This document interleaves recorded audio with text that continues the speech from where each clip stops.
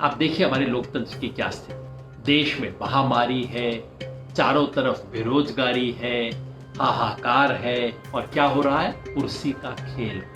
कि ये संकट, ये सब चीज शुरू ना होती अगर कांग्रेस के अंदर कमजोरी ना हो। बीजेपी इस लिहाज से दोषी है कि एक तरह से बीजेपी ने बिल्कुल वो रास्ता अख्तियार किया है जो इंदिरा गांधी ने 1980 के दशक में अख्तियार किया। विपक्ष की जो सरकार बनेगी उसे जेन केन प्रकारेण हम तोड़े। Good afternoon. संडे 2 बजे और समय बात करें ना करें, हम कोशिश कर रहे हैं कि कम से कम संडे 2 बजे आपसे बातचीत जरूर हो। पिछले हफ्ते काफी बिजी रहा क्योंकि पूरे देश भर में मिशन जय हिंद की शुरुआत हम कर रहे हैं। बहुत ट्रेनिंग वर्कशॉप्स हुई, काफी कुछ मटेरियल तैयार हुआ, जाके वहां कैसे सर्वे करेंगे, किससे बात करेंगे, इन सब चीजों पे हमारे साथी व्यस्त रहे। आज भी देश भर में वर्कशॉप्स चल रही हैं। वैसे थोड़ा अनयूजुअल है, पार्टीज ऐसा काम किया नहीं करती। पार्टियों का मतलब होता है बाहर जाओ, जिंदाबाद मुर्दाबाद, और तथ्यों से क्या फर्क पड़ता है, मोटे तौर पे जो है कह दो। लेकिन हमने कहा कि नहीं, हम ऐसा नहीं कर सकते। ये जो मिशन जय हिंद के तहत हम कर रहे हैं कि हम गांव गांव जाके, बस्ती बस्ती जाके तथ्य इकट्ठे करेंगे, जो सही तथ्य, सिर्फ वो नहीं जो हमें सूट करे, क्योंकि इस राष्ट्रीय संकट में हमें पूरा सच जानना है। और अगले ही कुछ दिनों में वो सच हम आपके सामने पेश करना शुरू करेंगे। हमारे साथी देश भर में फैले हुए हैं, देश भर में जा रहे हैं, पता कर रहे हैं और लोगों की जो समस्याएं हैं उसका समाधान करने की कोशिश कर रहे हैं जितना उनके बस में है। और एक विकल्प देश के सामने पेश कर रहे हैं जो मैं आपके सामने पहले रख चुका हूं, 7 सूत्रीय विकल्प जो है। आज बात का फोकस वो नहीं है। आज हमारा फोकस है राजस्थान में जो कुछ हो रहा है। पिछले हफ्ते भर से अखबारों की फ्रंट पेज पे अब ना तो महामारी है, ना आर्थिक संकट है, ना चाइना है, राजस्थान फोकस में। और सब कुछ है इस मसालेदार फिल्म के अंदर। इसमें वीडियो टेप है, इसमें कौन हैंडसम लगता है, कौन नहीं है, कौन किसको क्या कह रहा है, पैसे का खेल है। इसके अंदर पुलिस आ रही है और पुलिस को रोका जा रहा है। सब तरह के ड्रामे हो रहे हैं और टीवी मजे ले लेके आपको ये कहानियां सुना रहा है। लेकिन असली बात क्या है? क्योंकि दिक्कत ये होती है ऐसी मसालेदार कहानी सुनते सुनते कि हम चस्का लेने वाले दर्शक बन जाते हैं। वाह, पलटी दे दी, अरे इसने चिट कर दिया, अरे ये आगे चल गया, ये आगे बढ़ गया। इस खेल में हम शामिल हो जाते हैं और मैं नहीं समझता कि हमें इस खेल में शामिल होना चाहिए। इसलिए आज बात हम करेंगे इस राजस्थान के मामले का उदाहरण लेके हम कैसे समझें। सिर्फ इसके दर्शक न बने, इसके दृष्टा बने। दीर्घकालिक दृष्टि रखते हुए हम इसको देखें कि क्या स्थिति है।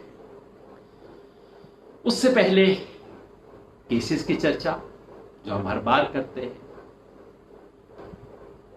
फ्रंट पेज से तो हट गए हैं, लेकिन अब हालत जो पिछले 3-4 हफ्ते से बोल रहा हूं बहुत संगीन हो रही है। आज सुबह टाइम्स ऑफ इंडिया का कहना है 38,000 केस। हिंदू एक दूसरे तरीके से कैलकुलेट करता है, उसका कहना है 36,000 के करीब केसेस। अब तो एक दिक्कत इस देश में ये है कि कोई एक क्लियर स्रोत भी नहीं है जहां से आप बता सकें कि कल शनिवार के आंकड़े ये थे। पहले सरकार एक प्रेस कॉन्फ्रेंस किया करती थी, प्रेस कॉन्फ्रेंस भी अब छोड़ दिया। तो खराब खबर है, अच्छी बात है खबर फैले ही ना। मेरे मुंह से तो ना फैले इसलिए मैं बोलूं ही ना। तो सरकार ने प्रेस कॉन्फ्रेंस करना बंद कर दिया है। कोई एक क्लियर आधिकारिक स्रोत नहीं है जिसे देश भर का मीडिया यूज कर रहा हो। हम सब कह सके कि भाई ये स्थिति है, आज 38,000 केस हुए कि नहीं हुए पता नहीं। एक व्यक्ति का एक कहना, दूसरे का दूसरा कहना। लेकिन इस सब कहने में जो निर्विवाद है वो ये है कि अब पिछले 2-3 दिन से हम हर दिन 30,000 से ज्यादा केस कर रहे हैं। 35,000 अब कल घट जाएगा क्योंकि संडे के दिन एक बार घट जाता है काउंट। हमेशा मंडे के दिन जब दिया जाता है तो काउंट थोड़ा सा घट जाता है, वो होगा। लेकिन हम अब 35,000 के करीब, यानी कि 3 दिन में 1 लाख क्रॉस कर रहे हैं। पहला 1 लाख क्रॉस करने में हमें 109 दिन लगे थे। उसके बाद 15, फिर 9, फिर 6, फिर 5, 4 और 3 दिन में क्रॉस कर रहे हैं। गनीमत यह है कि डेथ का आंकड़ा अभी भी बहुत लिमिटेड है। 26,000 के करीब, 26,845 डेथ हैं। ओवरऑल केसेस अब देश में हो गए हैं 10,76,265। मैं हिंदू की जो डेटा टीम है उसको इस्तेमाल कर रहा हूं, क्योंकि कंसिस्टेंटली उसको फॉलो करता रहा हूं। यानी कि कल देश में 11 लाख केस हो जाएंगे। आज रात को जब खबर आएगी तो 11 लाख का आंकड़ा हम क्रॉस कर जाएंगे और ये आंकड़ा बढ़ता जाएगा। कितना बढ़ेगा, मोटा अंदाजा लगा लीजिए। मोटे तौर पे देश में 20, 21, 22 दिन के अंदर केसेस डबल हो रहे हैं। यानी कि आज से 20-21 दिन बाद अंदाजन 5-6 अगस्त को, अगर आप 16 जुलाई से ले, जबकि केसेस 10 लाख को क्रॉस कर गए थे, तो लगभग 5-6 अगस्त के करीब शायद 20 लाख को हम क्रॉस कर जाएंगे। और यही रहा तो हो सकता है कि 31 अगस्त तक, अगस्त का महीना खत्म होते होते हम कहीं 40 लाख के करीब पहुंच सकते हैं। यह आशंका है। जो लोग थोड़ा ध्यान से, ये तो मैं बिल्कुल मोटा हिसाब आपको बता रहा हूं 20 दिन में डबल वाला, लेकिन जो लोग जरा ध्यान से प्रोजेक्शन करते हैं, मैं एक इकोनॉमिस्ट है रिजो एंड जॉन, उनके आंकड़े फॉलो करता रहा हूं। उनका कहना है कि शायद इतनी तेजी से ना बढ़े। उनका कहना है कि 11 अगस्त के करीब जाके हम पहुंचेंगे 20 लाख पे, और 31 अगस्त तक वो कह रहे हैं कि हम शायद 32 लाख के करीब पहुंचे, 32-35 लाख के करीब पहुंचे। उनकी बात बेहतर सही निकले तो बेहतर है। पिछली बार उन्होंने कहा था कि 22 जुलाई को हम 10 लाख पहुंचेंगे, तो उससे 5-6 दिन पहले ही पहुंच गए हैं। लेकिन कम से कम ये रियलिस्टिक प्रोजेक्शन है। उस तरह की उटपटांग बातें नहीं है जो कि सरकार पहले प्रोजेक्ट करती रही है। याद है आपको, सरकार ने एक बार कहा था, और मैंने आपको बार बार दिखाया था, कि 16 मई तक, याद रखिए 16 मई तक सरकार ने ग्राफिक दे के बताया था कि देश में केसेस 0 हो जाएंगे, कोरोना खत्म हो जाएगा देश से। हो सकता है प्रधानमंत्री को भी इस तरह की उलझुल बातें सुनाई हो इन लोगों ने। तो रिजू एम जॉन के जो आंकड़े मैं आपको बता रहा हूं, ये कम से कम उतने उलझुल बात नहीं है, साइंटिफिक प्रोजेक्शन है, थोड़ा ऊपर नीचे हो सकता है। और एक बात इससे अगर निकलती है कि अगर ये स्लो नहीं होता है तो दिवाली के करीब तक संभव है। यह आशंका है, कोई इसके प्रमाणित नहीं है, क्योंकि किसी को पता नहीं है कि अभी इसकी स्पीड कितनी बनी रहेगी, कितनी रुकेगी।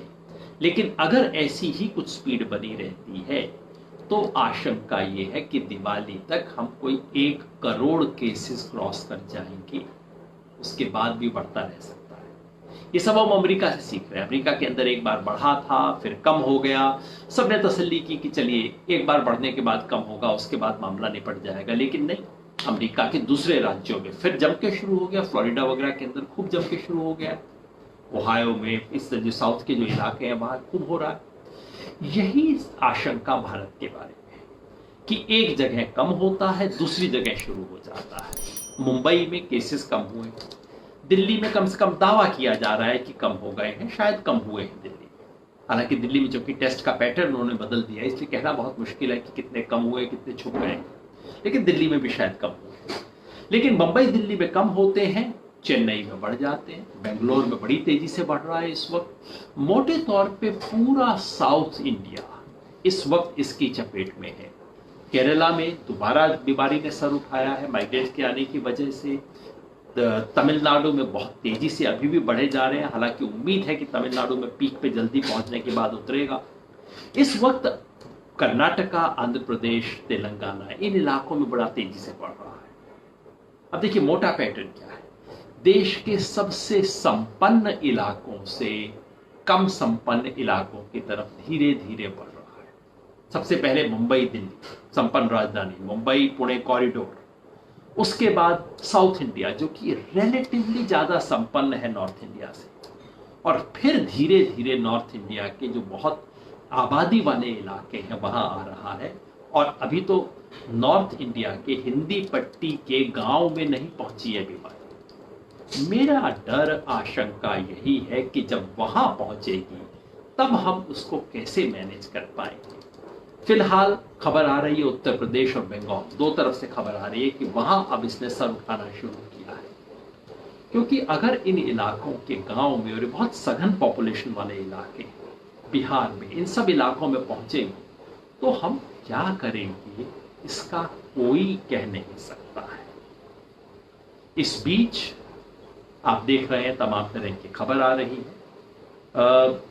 IMA इंडियन मेडिकल एसोसिएशन की तरफ से आज कहा गया है कि भाई कम्युनिटी स्प्रेड हुआ है, कम से कम अब तो मान लो। दिल्ली में एक सीरोलॉजिकल सर्वे हुआ था, यानी कि दिल्ली में बहुत बड़ी संख्या में, को 25,000 लोगों का ब्लड सैंपल लेके एक बार टेस्ट किया गया था, कि सामान्य लोगों का, सिर्फ जो बीमार है वो नहीं, जो शिकायत कर रहा है वो नहीं, सामान्य लोगों का सैंपल सर्वे किया गया था। खबर आने वाली थी कि भाई कितना होगा, उससे अनुमान लग जाता कि कितना फैला है। एक अपुष्ट खबरें आई थी कि ये 15-20% तक लोगों को दिल्ली में है। उसके बाद एकदम ढक्कन लगा दिया गया। दिल्ली सरकार ने नहीं किया, केंद्र सरकार अभी खेल कर रही है। खेल क्या है? केंद्र सरकार की लैब जहां की टेस्ट होने गए हैं वो कह रहे नहीं नहीं नहीं, अभी तो हम कर नहीं सकते। हाईकोर्ट को देना था। दिल्ली सरकार के वकील ने फोन करके कहा भाई मुझे हाईकोर्ट में पेश करना है, आप बताइए कितने केसेस हैं। ने कहा तुम्हारा काम नहीं, तुम चुप रहो। उसने जाके हाईकोर्ट में रिपोर्ट कर दिया, हाईकोर्ट ने डांट दिया। वो कह रहे नहीं नहीं, अभी हमें और समय लगेगा। सरकार दिल्ली के आंकड़ों को दबाने और छुपाने की कोशिश कर रही है। केंद्र सरकार पता क्यों नहीं लग जाता? इतनी बड़ी बीमारी में क्या सच जानने का हमें अधिकार नहीं है? पिछले 7 दिनों में 7 और घटनाएं जिनके बारे में बस जिक्र कर दूं, एक एक सवाल आपके पास छोड़ता जाता हूं। बारिश है, आज लगता है दिल्ली के अंदर भी बारिश आएगी, बहुत इंतजार है। बारिश है तो बाढ़ है, असम में बाढ़ है। इंग्लैंड के फुटबॉल क्लब असम की बाढ़ के ऊपर वीडियो रिलीज कर रहे हैं। हमारे मीडिया को असम की बाढ़ की चिंता नहीं है, क्योंकि असम में बाढ़ आने को हम बिल्कुल वैसे मानते हैं जैसे गर्मी के दिनों में राजस्थान में लू चलेगी। ब्रह्मपुत्रा में और बाद में बिहार में बाढ़ आना एक प्राकृतिक चीज है, लेकिन बाढ़ से विनाश होना यह प्राकृतिक नहीं है, ये हमारा आपका बनाया हुआ काम है। बाढ़ आने को ना रोका जा सकता है, ना रोका जाना चाहिए। काफी चीजों जैसे कोसी की बाढ़ है, इसको आप रोक नहीं सकते, लेकिन इससे विनाश होगा या नहीं, इसका क्या असर होगा, ये हमारे हाथ में है। कहीं जिसको हम विकास कहते हैं वो तो इस विनाश की जड़ में नहीं है। ये सवाल आपके पास में छोड़ रहा हूं। खबर आई है इसी बाढ़ और इससे रिलेटेड खबर असम से आई है कि असम की जेल में, गुवाहाटी की जेल में पूरी तरह से कोरोना वायरस फैल गया है और उस जेल में बंद अखिल गोगोई, सोनोवाल, बिट्टू सोनोवाल और उनके सब साथी सब पॉजिटिव पाए गए। और सरकार कई दिन तक खेल करती रही, पॉजिटिव नहीं, नेगेटिव नहीं, पॉजिटिव। अखिल गोगोई के बारे में 3 अलग अलग रिपोर्ट आई, फिर जाके उनको मेडिकल कॉलेज में पहुंचाया गया।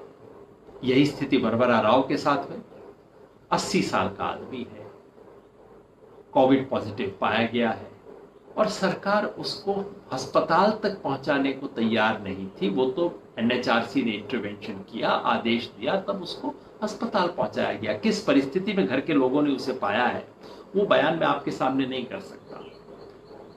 तो ऐसे संकट के समय भी मौका देखा जा रहा है, किसको पकड़ा जा सकता है, किसको अंदर किया जा सकता है, और बीमारी का इस्तेमाल किया जा रहा है जेल के अंदर कैदियों को तंग करने के लिए, प्रताड़ित करने के लिए। सोचिए कैसी हमारी व्यवस्था है।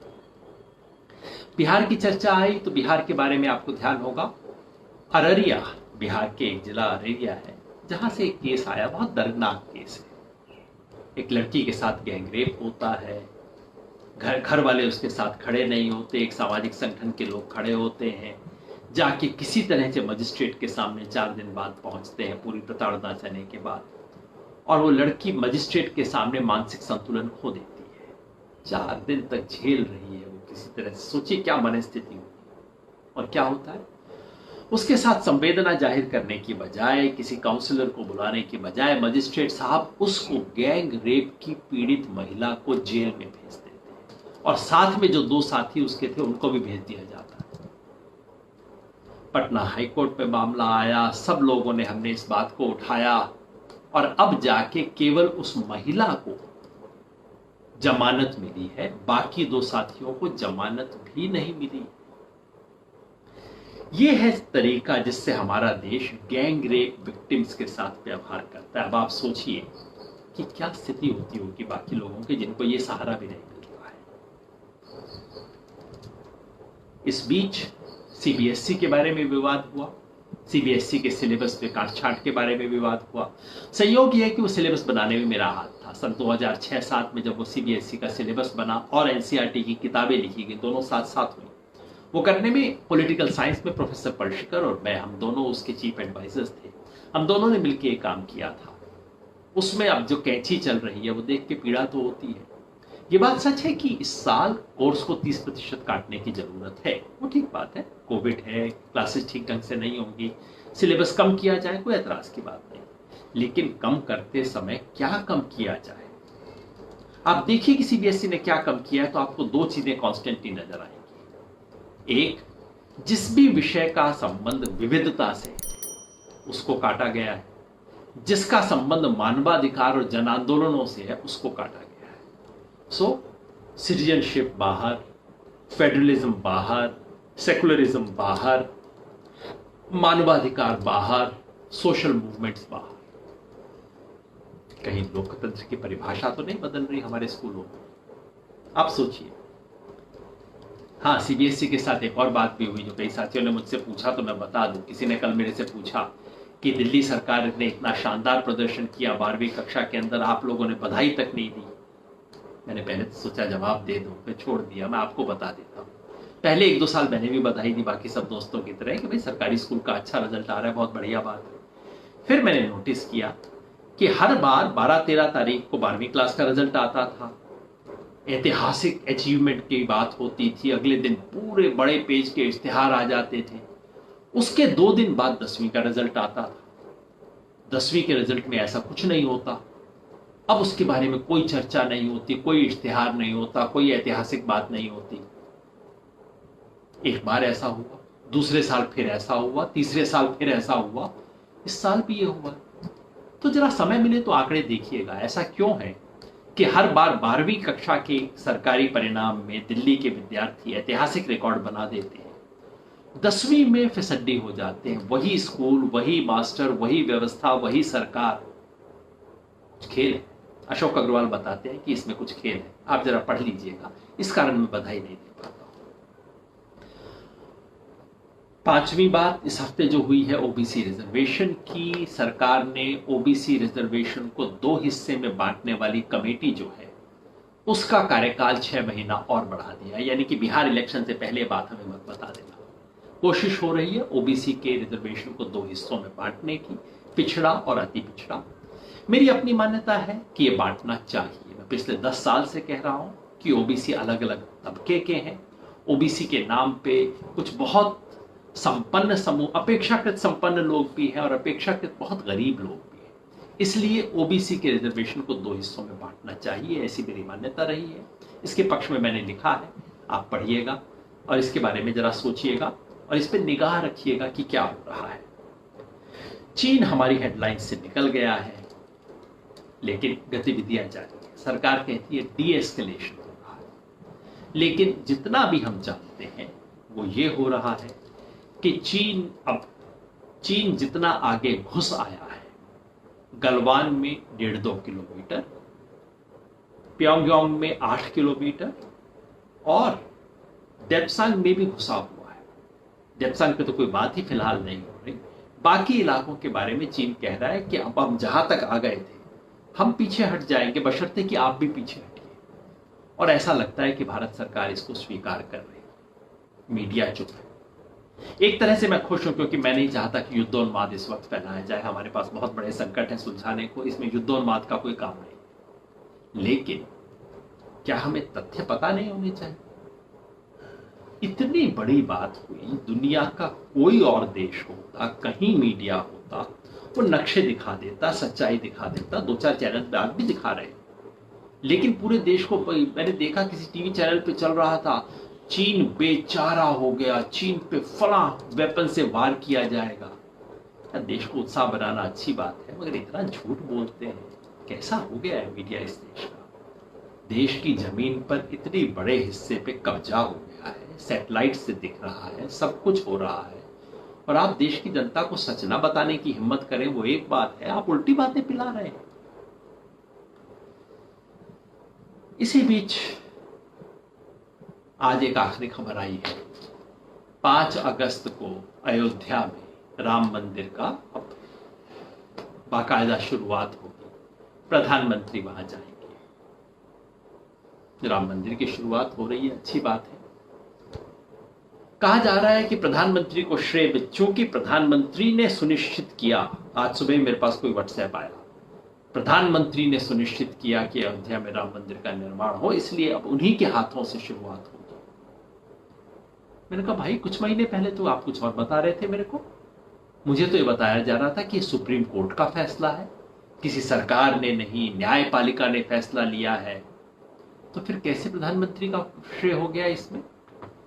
या कि मुझे बताया जा रहा है कि प्रधानमंत्री के कहने से सुप्रीम कोर्ट के फैसले पे असर हो सकता है। यही आरोप था उन दिनों, विरोध करने वालों ने यही कहा था कि जुडिशरी पे दबाव था, इसलिए ऐसा फैसला आया। अब जब श्रेय लिया जा रहा है तो क्या वो आरोप सच्चा साबित हो गया? और वैसे भी 5 अगस्त तारीख चुनने के पीछे कुछ खेल है क्या?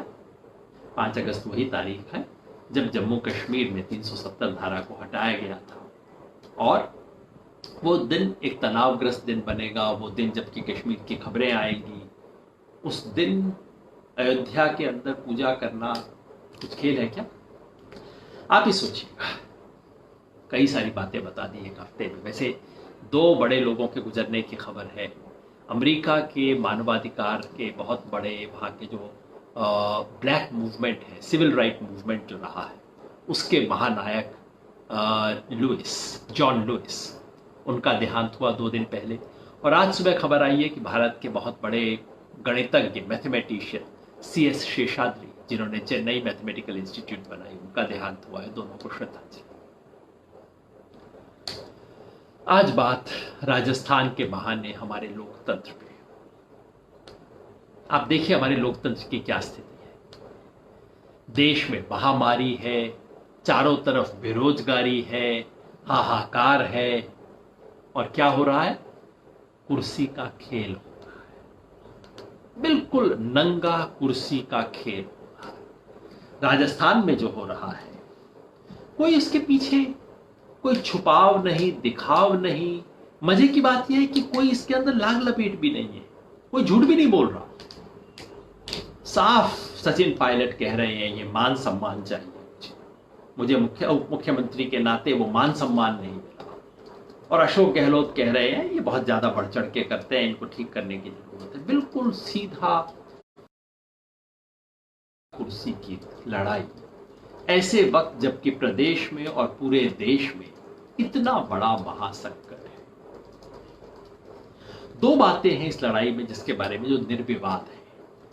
पहला ये कि ये संकट, ये सब चीज शुरू न होती अगर कांग्रेस के अंदर कमजोरी ना होती, कांग्रेस के अंदर फूट ना होती। और ये कोई आज की फूट नहीं है। कोई कहे कि मोदी जी ने फूट फैलाई थी, फूट बनाई है, ये तो बात सच नहीं हो। ये तो पहले दिन से है, जब राजस्थान का मुख्यमंत्री चुना गया और राहुल गांधी ने पकड़ के दोनों की फोटो खिंचवा दी। मामला तो तभी से है। और आज पता लग रहा है कि 1.5 साल से दोनों की बातचीत भी नहीं है आपस में। प्रदेश के मुख्यमंत्री और उप मुख्यमंत्री की बातचीत भी नहीं है। तो संकट पुराना है। पहली बात, ये सारा मामला यहां न पहुंचता अगर कांग्रेस के अंदर कमजोरी न होती। और दूसरा, कांग्रेस की कमजोरी जहां भी है, जितनी भी है, ये मामला इस स्टेज पर ना पहुंचता अगर। ये दोनों बातें हमें इसलिए देखने की जरूरत है क्योंकि पिछले हफ्ते भर से मीडिया में जिस तरह से कमेंट्री चल रही है, मैं देख देख के हैरान। मीडिया हमें 2 में से कोई एक बना देना चाहता है। या तो इस दलदल का एक हमें हिस्सा बना देना चाहता है, एक दलगत दृष्टि। कोई कह रहा है कांग्रेस सही कर रही है, कांग्रेस ने दाव पलट दिया, कांग्रेस ने क्या शानदार मुकाबला किया। दूसरा कह रहा है कि देखिए अभी इंतजार कीजिए, बीजेपी पलटवार करने वाली है। कोई कहता है गहलोत जी देखिए कितने सच्चे आदमी हैं। कोई दूसरा कहता है नहीं, पायलट ने बड़ी मेहनत की थी। पूरा मीडिया जैसे इन 2 कैंप में डिवाइड हो गया है। यही संकट है राजनीति का। ऐसे झूठे सवाल हमारे सामने लाए जाते हैं, फिर हमें कहा जाता है कि इन दोनों में से किसी एक को चुन लो। और हम चुपचाप से दोनों में से किसी एक फंदे में अपना पांव डाल देते। तो ये जो दलगत एक पार्टीजन होने का, इसका एक पक्षधर होने का जो दबाव हम पे रहता है, उससे बचने की जरूरत है। ये दोनों पक्ष में से कोई दूध का धुला नहीं है। आज अशोक गहलोत कह रहे हैं कि वो दल बदल के मारे हैं, कह रहे हैं दल बदलू, देखिए कितना अनैतिक काम कर रहे हैं। अशोक गहलोत जी ने पिछले साल एग्जैक्टली यही किया था। चुनाव जीतने के बाद बीएसपी के 6 एमएलए को उन्होंने सीधा हड़प के कांग्रेस का हिस्सा बना लिया। कोई कानून नहीं कहता इसके तहत ऐसा हो सकता है। इसमें नियम है, बाकायदा उन पे दल बदल की कार्रवाई होनी चाहिए थी। कोई कार्रवाई नहीं हुई, कोई नोटिस नहीं हुआ। मुख्य हमारे राजस्थान के जो स्पीकर साहब है सीपी जोशी जी, उन्हें अब तक इसमें कोई गड़बड़ दिखाई नहीं दी है। सचिन गहलोत के मामले में 24 घंटे के अंदर वो एक्टिव हो जाते हैं। तो दूध का दूल्हा कोई नहीं है। सचिन पायलट 42 साल की उम्र में किसी की महत्वाकांक्षा इतनी हो जाए कि अब मुझे मुख्यमंत्री बनाओ, नहीं तो।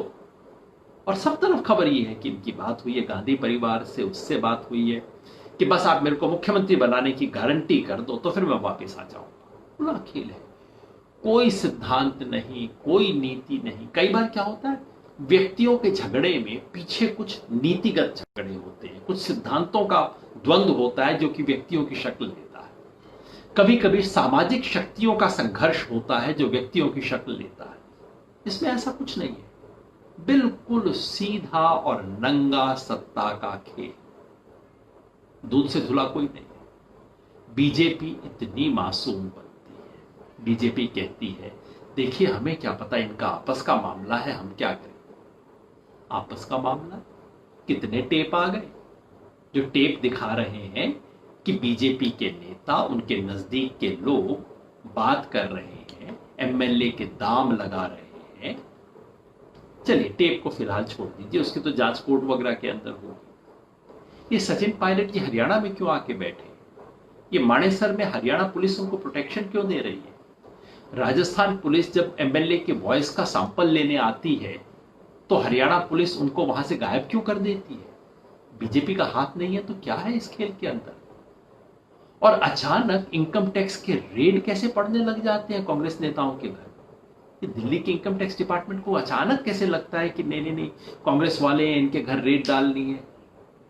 कहीं टीवी चैनल पे चल रहा था, रेड में 12 करोड़ रुपए बरामद हुए। मैं हंसने लग गया। मुझे लगा यार राजस्थान का जो आजकल रेट चल रहा है उसमें तो बेचारा एक एमएलए नहीं खरीदा जाएगा इतने से। मगर आप खेल देखिए, इस सब के बाद बीजेपी कहती है हमारा तो कोई हाथ नहीं है। और सचिन पायलट को डिफेंड करने के लिए कोर्ट में कौन जाते हैं?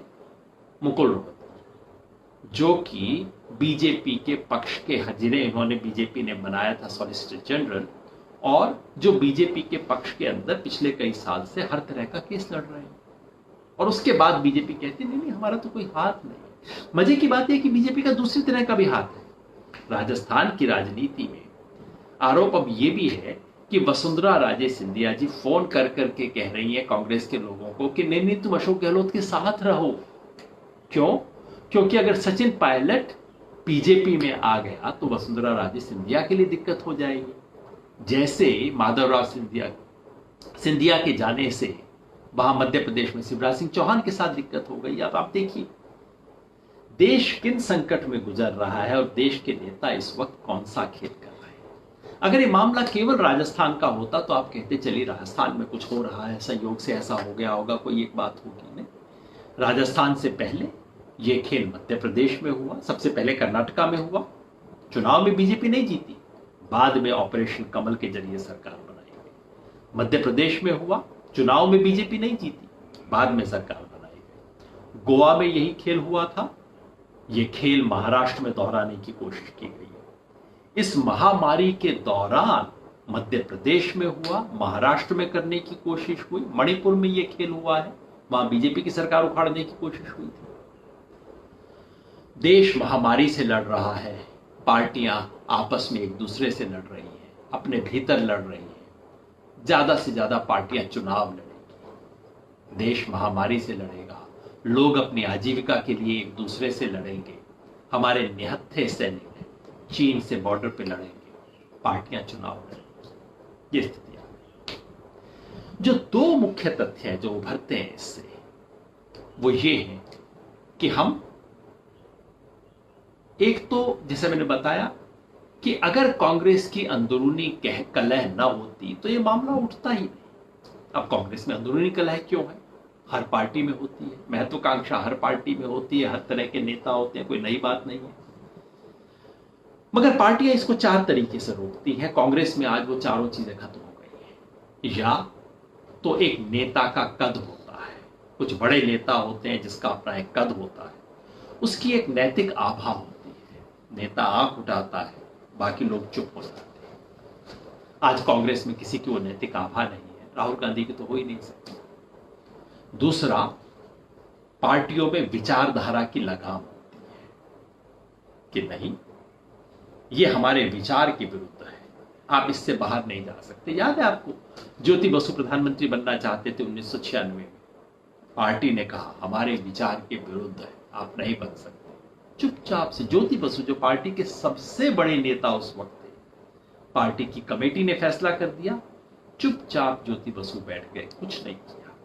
वो एक विचार का अनुशासन होता है। तो विचार का अनुशासन नहीं, कांग्रेस का तो विचार क्या है ये तो खुद कांग्रेस को पता नहीं। उसके अलावा पार्टी में होता है गुड़ या डंडा। गुड़ में पैसा होता है, सत्ता होती है, कांग्रेस के पास बांटने को ज्यादा है नहीं।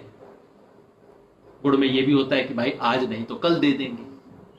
अब ले दे के बेचारे 12 करोड़ जुटा पाए हैं, 12 करोड़ में तो क्या काम चलेगा। और दूसरा होता है डंडा, अनुशासन की कार्यवाही। अब डंडा तब चलता है जबकि किसी को दीर्घ काल में कुछ दिखाई देता हो। जब डूबता जहाज हो तो वहां डंडे का कोई काम नहीं। और ये कांग्रेस के साथ इस वक्त की ट्रेजेडी है। इन सब की वजह से कांग्रेस वो करने में असमर्थ है। एक सामान्य स्थिति जो लगभग हर पार्टी में आमतौर पे होती है, उसे मैनेज करने में कांग्रेस असमर्थ है। और ऐसे में बीजेपी इसका फायदा उठा रही है। सवाल है कि मैं और आप इसे कैसे देखें। इसे दलगत दृष्टि से देखें तो उसका तो कोई महत्व नहीं है। और यही सबसे बड़ा खतरा है कि हमें इस खेल का हिस्सा बनाया जाएगा। इस पाले या उस पाले में कुश्ती चल रही है, कबड्डी चल रही है, तुम इस टीम के साथ हो जाओ या उस टीम के साथ हो जाओ। या हमें दर्शक बनाया जाता है, मीडिया दर्शक बनाता है कि आओ कबड्डी का मैच है, ना हम इस तरफ है ना उस तरफ है, हम बैठ के सिर्फ देखते हैं कौन सी टीम जीत रही है, उस पर तालियां बजाते हैं। लोकतंत्र में बहुत खतरनाक खेल है। लोकतंत्र में जहां हर मर्यादा टूट रही हो, वहां हम बैठ के ताली नहीं बजा सकते कि कौन सी टीम जीत गई है। हमें दृष्टा बनना होगा, एक अंपायर की भूमिका में खड़ा होना होगा, जो सच भी बोले और सिर्फ जीतने वाले की ताली न बजाए, जो पूरा सच बोले। और पूरा सच ये है कि राजस्थान में जो हो रहा है वो हमारे लोकतंत्र पे आघात है कई तरफ से। उसके अंदर बीजेपी भी दोषी है, कांग्रेस भी दोषी है। बीजेपी इस लिहाज से दोषी है कि एक तरह से बीजेपी ने बिल्कुल वो रास्ता अख्तियार किया है जो इंदिरा गांधी ने 1980 के दशक में अख्तियार किया था। विपक्ष की जो सरकार बनेगी उसे येन केन प्रकारेण हम तोड़ेंगे। 70 के दशक में भी कई बार इंदिरा गांधी ने किया था, विपक्ष की सरकार बनेगी हम उसको तोड़ेंगे। डायरेक्टली तोड़ेंगे, राज्यपाल का इस्तेमाल करके तोड़ेंगे, नहीं तो पैसे से तोड़ेंगे, किसी भी तरह से करेंगे। और बिल्कुल खुल्लम खुल्ला ये खेल इस वक्त खेला जा रहा है, एक के बाद एक राज्य में खेला जा रहा है। यानी कि चुनाव में आप किसी को भी जिता लीजिए, चुनाव में आप बीजेपी को हरा दीजिए, जैसे राजस्थान में हारी थी बिल्कुल स्पष्ट रूप से। चुनाव में मध्य प्रदेश में बीजेपी जीत नहीं पाई, कांग्रेस भी नहीं जीती थी कायदे से, लेकिन बीजेपी तो नहीं जीती थी। चुनाव से कोई फर्क नहीं पड़ता, बाद में मैनेज कर लेंगे। तो लोकतंत्र का जो तंत्र है, जो उसकी मर्यादा है, जो उसके नियम है, जो संविधान है, उसको साफ तौर पे तोड़ा जा रहा है। और अगर इस तरह से तोड़ दिया जाता है तो आप समझिए चुनाव का महत्व क्या होगा। बिहार के चुनाव आ रहे हैं, चाहे जिसको मर्जी वोट दे लीजिए, सरकार तो वो बनेगी जो दिल्ली वाले चाहते हैं। ये खेल पूर्वोत्तर में हुआ करते थे एक जमाने में, कांग्रेस ने जम के खेले थे खेल कि चुनाव का जो भी परिणाम आ जाए कोई फर्क नहीं पड़ता, बाद में या तो जो जीतेगा उसको अपनी जेब में रख लेंगे, नहीं तो पासा पलटवा देंगे, उसमें क्या बात है। ये खेल अब बड़े राज्यों में शुरू हो गए। ये तो हमारे संघात्मक लोकतंत्र की प्राण लेने वाला काम है। अब लोकतंत्र के तंत्र को जब तोड़ा जा रहा हो तो कैसे बचाया जा सकता है? उसे लोक को इकट्ठा करके बचाया जा सकता है। वो हो नहीं रहा है। अशोक गहलोत जी जो पहला राउंड जीत गए, इसमें कोई संदेह नहीं, पहला राउंड अशोक गहलोत जी के नाम रहा है। अगर आप कबड्डी के मैच के हिसाब से रिपोर्ट देना चाहें तो बिल्कुल पहला राउंड जीत गए। लेकिन कैसे जीते? उसी तिकड़म के सहारे। ये एक होटल में लेके गए तो वो दूसरे होटल में अपने लोगों को लेके गए। उन्होंने पैसे ऑफर किए हैं, इधर भी कुछ ऑफर किया गया होगा, अगले कुछ दिनों में पता लग जाएगा किसको क्या ऑफर किया गया होगा। उसी तिकड़म के सहारे। सवाल ये है कि क्या बीजेपी की तिकड़म का जवाब सिर्फ तिकड़म से दिया जा सकता है? क्या इसके विरुद्ध जनता में बात जा सकती है? जनता तक ले जाने की हिम्मत और क्षमता ना कांग्रेस में है ना और किसी के पास है। और वो करने की आज जरूरत है। आज राजस्थान का सबसे बड़ा संकट ये नहीं है कि कांग्रेस पार्टी के अस्तित्व का संकट है। पार्टियां आती हैं, जाती हैं, पैदा होती हैं, मर जाती हैं। समस्या कांग्रेस के संकट की नहीं है, समस्या लोकतंत्र के संकट की है। आज लोकतंत्र पर संकट है। जिस तरह से हमला हो रहा है, आज एक पार्टी है, एक सरकार है, कल किसी दूसरे का नंबर आएगा। और जिस तरह से उस संकट का मुकाबला हो रहा है, उससे नहीं लगता कि इस संकट को दीर्घकाल में टाला जा सकता है। कहीं ना कहीं आज जनमत को इकट्ठा करने की जरूरत है, लोकमत को जोड़ने की जरूरत है, और वो काम नहीं होगा। और मैं समझता हूं सबसे बड़ा सबक इस वक्त का ही, अंततः इंदिरा गांधी की डिक्टेटरशिप को हराया कोर्ट ने नहीं था, उसको हराया सिर्फ ऑपोजिशन पार्टीज के किसी काम ने नहीं था, उसको अंततः जनता ने हराया था। और आज देश में जो हो रहा है, इसके खिलाफ अंततः जनता को इकट्ठा करने की जरूरत होगी, जनमत जोड़ने की जरूरत होगी, लोकमत जोड़ने की जरूरत होगी। उसका प्रयास कोई नहीं कर रहा। आज हमें वो प्रयास की जरूरत है। इसलिए आज देश में जनता को देश के जो सही मुद्दे हैं उस पे फोकस कर, उस पे जनता को जोड़ने की जरूरत है। मिशन जय हिंद में हम यही काम कर रहे हैं। मिशन जय हिंद आज जो देश का सबसे बड़ा संकट है, महामारी और आर्थिक संकट, इन दोनों का मुकाबला करने के लिए जनता के बीच जाके जनता को जोड़ रहे हैं।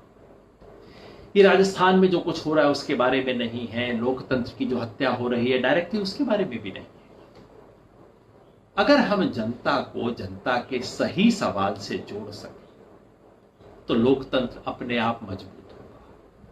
अगर राजनीतिक पार्टियां लोगों के संकट से जुड़े तो उनके सत्ता के खेल पे अपने आप लगाम लगेगी, एक सीमा बंधेगी जिसके बाद सत्ता के खेल नहीं हो सकते। उस प्रयास में मुझे और आप, हम सबको जुड़ने की जरूरत है। राजस्थान में हालात और बदलेंगे, ड्रामा और चलेगा, खबरें रोज और आएंगी। एक राउंड हुआ है, अभी दूसरा राउंड कहाँ होगा, राजस्थान हाईकोर्ट क्या जजमेंट देगा, फिर उसके बाद वहां हाउस पे क्या होगा, सब कुछ ड्रामा होगा।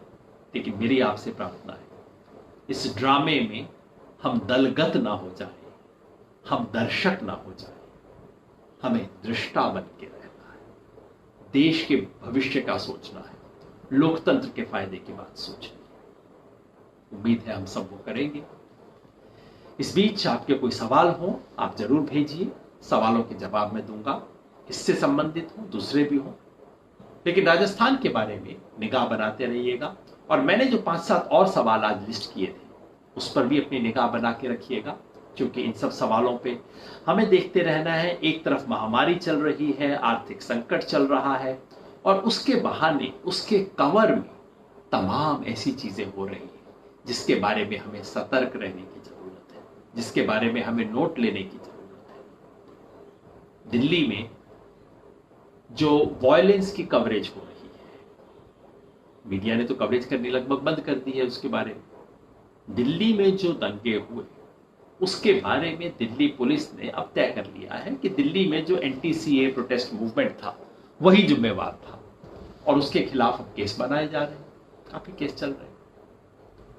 पिछले हफ्ते एक बहुत सुंदर चिट्ठी आई है।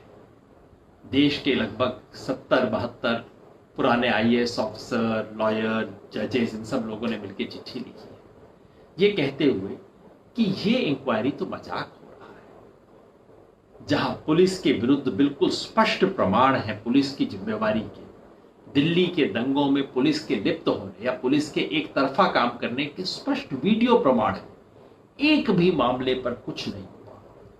जहां पुलिस खड़ी हुई चुप देख रही है, कोई कार्रवाई नहीं। जहां बीजेपी के बड़े बड़े लोगों का नाम है, जिनके बारे में वीडियो एविडेंस है, एक कार्रवाई नहीं। ऊपर से दिल्ली के बड़े अफसर एक चिट्ठी लिखते हैं, चिट्ठी लिख के कहते हैं कि अरे इसके अंदर कुछ हिंदुओं को भी अरेस्ट कर लिया गया है, जिसको लेके हिंदू समुदाय में बड़ा रोष है, और अपने अधिकारियों को कहते हैं कि आप जरा जनता की भावनाओं का ध्यान रखते हुए काम कीजिए। अब बताइए, क्रिमिनल केस के बारे में पहली बात तो कि क्रिमिनल केस में भावनाओं का ध्यान रखना ही नहीं चाहिए। जो क्रिमिनल है, जिसके बारे में ठोस एविडेंस है, कीजिए।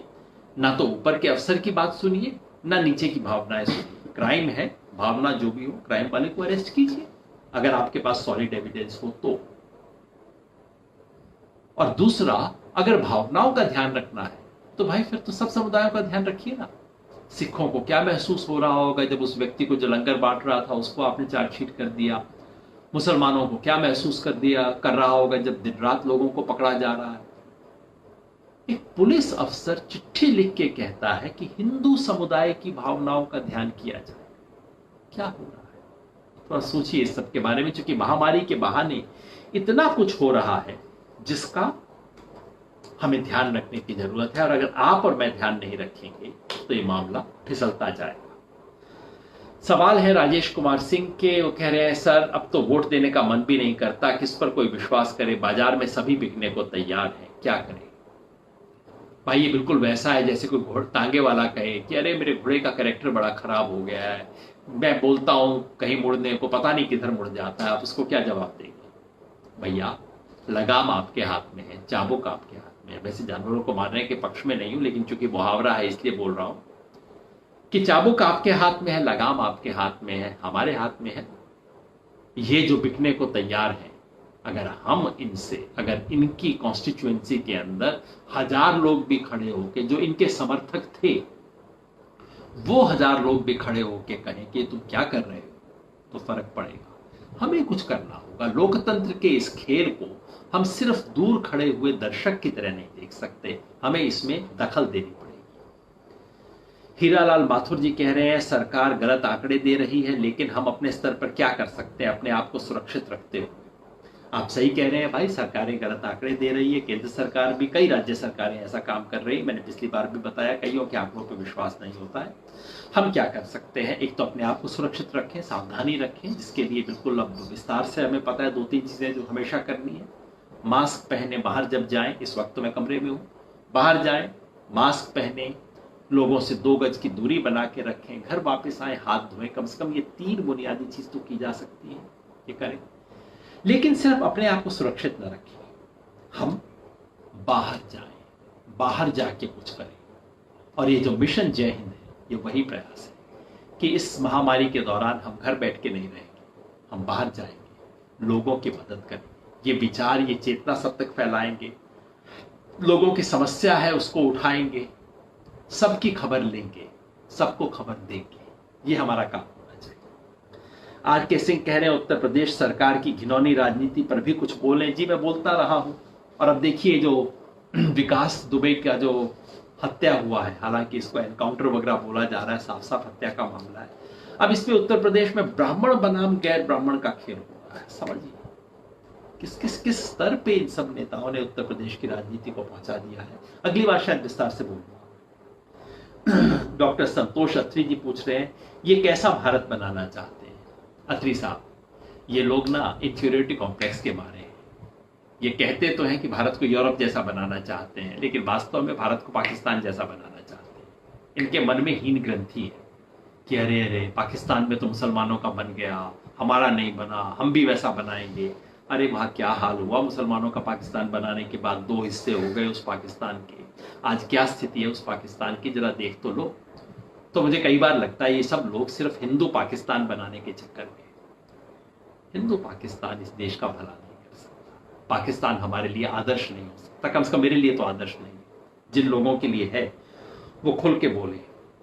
वैसे दूसरा इशारा ये भी हो सकता है कि किस तरह का भारत बनाना चाहते हैं। मैं समझता हूँ जिस तरह से इंदिरा गांधी एक छत्र राज करना चाहती थी इस देश के लोकतंत्र को खत्म करके, कुछ वैसा ही खेल हो रहा है। बस ये है कि 40 साल पहले लोकतंत्र खत्म होने के लिए घोषणा करनी पड़ती थी, टीवी पे आके, रेडियो पे आके आपको बोलना होता था, इमरजेंसी लागू की गई, अधिकार खत्म है। आज उस सब की कोई जरूरत नहीं, एक झटके में कुछ करने की जरूरत नहीं होती। आज रोज छोटी छोटी कैंची चलती है, उससे रोज लोकतंत्र की हत्या की जाती है। रामनिवास यादव जी पूछ रहे हैं, केयर फंड का उपयोग कर सरकार बनाने के लिए खरीद फरोख्त हो रहा है। पता नहीं भाई, केयर फंड का इस्तेमाल हो रहा होगा ऐसा तो मुझे नहीं लगता, क्योंकि केयर फंड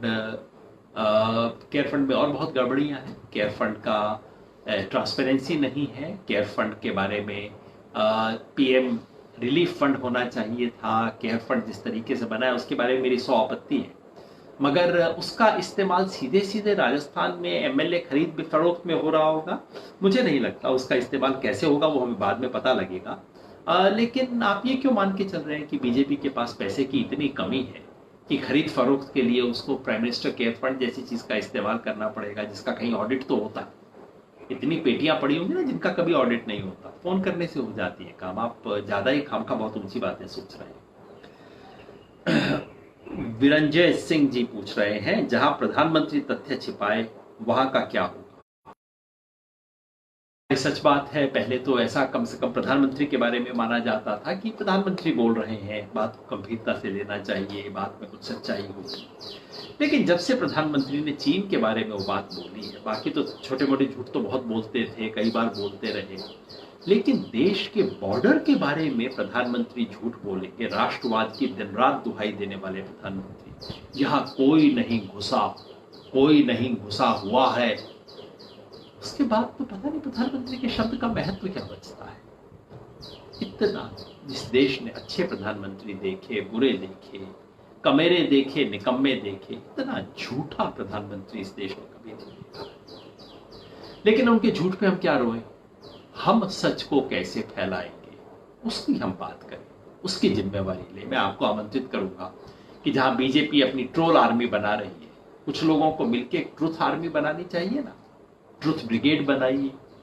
सच को आगे फैलाने के लिए हम लोग क्या काम करेंगे इसके बारे में हम बात करते हैं। प्रदीप शुभाकर जी पूछ रहे हैं, sad union governments playing such politics when country is going through severe pandemic, what do you think. Pradeep भाई, मैं तो बिल्कुल खुल के यही सब बता रहा हूं कि देश में इतनी बड़ी महामारी है और ये सब खेल खेले जा रहे हैं। ऐसे में हमें कुछ करना चाहिए, सिर्फ आलोचना से काम नहीं बनेगा। और इसलिए ये जो मिशन जय हिंद है उसमें हम सब आज देश के, मैं समझता हूं कुछ सैकड़ों जगह पे हमारे साथी जा रहे हैं, जाके गांव में लोगों से पूछ रहे हैं क्या दिक्कत है, उनके समस्याओं का समाधान कर रहे हैं, एक वैकल्पिक योजना देश के सामने रख रहे हैं। अब हम बार बार सरकार का रोना ना रोए, हम कहें हम क्या कर सकते हैं, हम कितना टाइम देने को तैयार हैं। और आप में से जो भी साथी अपना समय देने के लिए तैयार हैं, अब से अगले 80-90 दिन या उससे भी आगे, क्या देश के लिए हम अपना समय देने को तैयार हैं?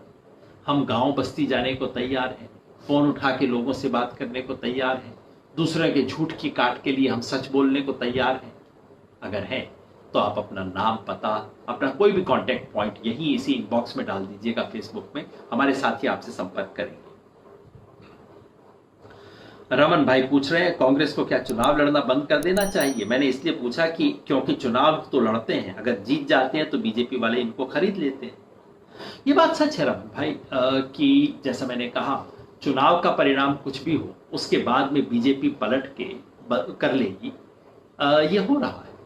लेकिन एक तो हम ये ना भूलें कि इस खेल में कांग्रेस कोई दूध से धुली हुई नहीं। कांग्रेस ने बीएसपी के एमएलए को हथियाया राजस्थान में, तो सिर्फ उसके एमएलए नहीं हथियाए जा रहे, कांग्रेस ने भी ये खेल किया है। और ये जो इतने सारे इंडिपेंडेंट कांग्रेस को सपोर्ट कर रहे हैं, कैसे कर रहे हैं, क्या खेल था, इनमें से कितने लोगों को गहलोत जी ने खड़ा करवाया था अपनी पार्टी के खिलाफ। तो एक तो ये सब खेल है। दूसरा, मैं समझता हूं कि चुनाव लड़ना बंद करने की बजाय हम जनता की तरफ से आवाज उठाएं। ये जो बार बार राज्यों में हो रहा है, चुनाव कोई भी जीते सरकार बीजेपी बनाएगी, जनता की आंख के सामने हो रहा है ना। एक स्टेज होगा जब जनता पलट के कहेगी ये स्वीकार है।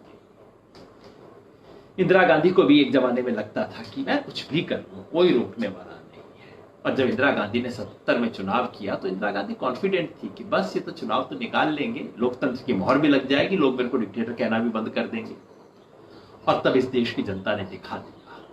तो याद रखिए, जो कुछ भी हो रहा है जनता की आंख के सामने हो रहा है। जनता की आंख के सामने लाना हमारी जिम्मेवारी भी है। बताएं कि इस देश में लोकतंत्र के तंत्र को कैसे तोड़ा जा रहा है। बिना दलगत हुए, बिना कांग्रेस का पक्ष लिए हम बता सकते हैं कि बीजेपी किस तरह से इस वक्त इस देश में लोकतंत्र का गला घोंट रही है। उसके लिए कांग्रेसी होने की जरूरत नहीं है। कांग्रेस ने लोकतंत्र के साथ इस देश में जो मजाक किया वो भी सबको ध्यान है। वो बने बिना हम सच बता सकते हैं, पूरा सच बता सकते हैं। रमाशंकर गुप्त जी कह रहे हैं सत्ता गिराने के प्रयास पर राजद्रोह के तहत कार्रवाई के औचित्य पर भी चर्चा की जानी चाहिए, भविष्य में इसके प्रभाव हो सकते हैं। अच्छा किया रमाशंकर जी आपने सवाल पूछा, क्योंकि ये सवाल का मुझे जिक्र करना चाहिए था कि वहां पे राजस्थान में खेल हो रहे हैं, दलाल पैसा ऑफर कर रहे हैं, कांग्रेस के एमएलए को फोन के ऊपर बात हो रही है, बिल्कुल गणित हो रहा है।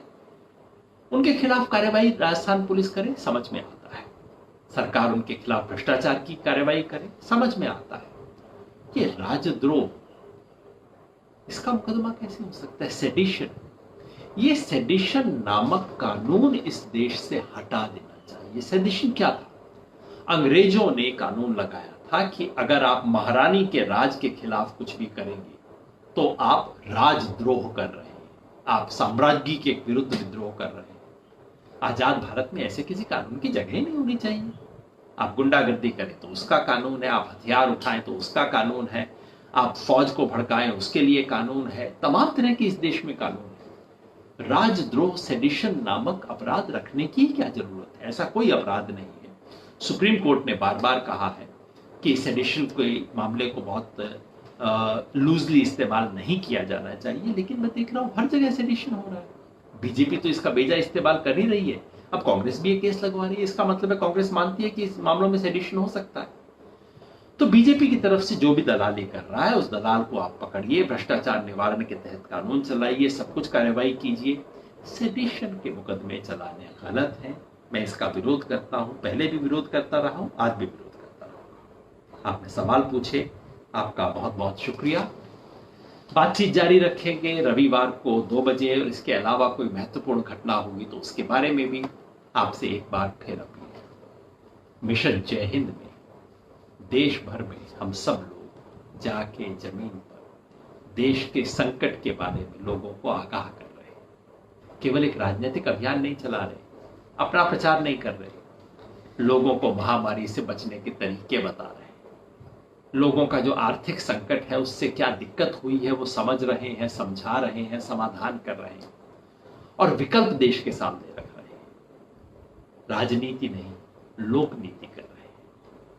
आप सिर्फ वाहवाह मत कीजिए, सिर्फ शाबाशी मत भी दीजिए, दूर से बैठे ये मत कहिए oh you are doing such a good job. आप जुड़िए इसके अंदर, और जुड़ने के लिए हमारा मिस्ड कॉल नंबर है, उस पर मिस्ड कॉल कर सकते हैं। इसी फेसबुक के इनबॉक्स में इंफॉर्मेशन भेज सकते हैं। मिशन जय हिंद 2020 @gmail.com ईमेल है, उस पर भी लिख सकते हैं।